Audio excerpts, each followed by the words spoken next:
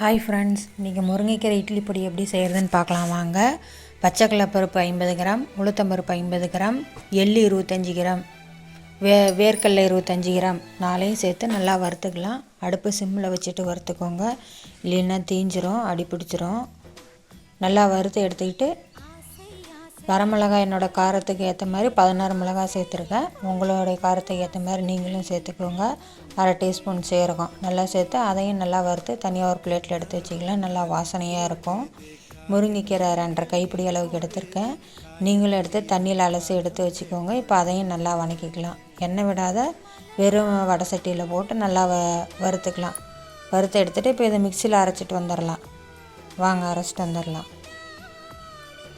முருங்கைக்கீரை சாப்பிடாதவங்களுக்கு நல்லா இந்த மாதிரி பொடி செஞ்சு கொடுங்க. நல்லா சாப்பிடுவாங்க, குழந்தைங்களாம் நல்லா விரும்பி சாப்பிடுவாங்க. இப்போ இதை கூட கல் உப்பு கொஞ்சம் சேர்த்துக்கலாம், பெருங்காயத்தூள் கொஞ்சம் சேர்த்துக்கலாம். அவங்களோட தேவைக்கேற்ற மாதிரி நீங்கள் உப்பு சேர்த்துக்கோங்க. இப்போ இதை எல்லாத்தையும் மிக்சியில் நைஸாக அரைச்சிட்டு வந்துடலாம். அரைச்சிட்டு வந்ததுக்கப்புறம் இதை ஒரு பிளேட்டில் கொட்டி ஆற வச்சுருங்க. சூடு ஆறட்டும்.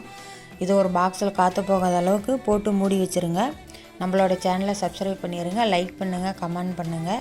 நீங்கள் எப்படி பொடி செய்வீங்கன்னு சொல்லிட்டு எனக்கு கமெண்ட்டில் சொல்லுங்கள். நானும் ட்ரை பண்ணி பார்க்குறேன். பாய் ஃப்ரெண்ட்ஸ், அடுத்த வீடியோ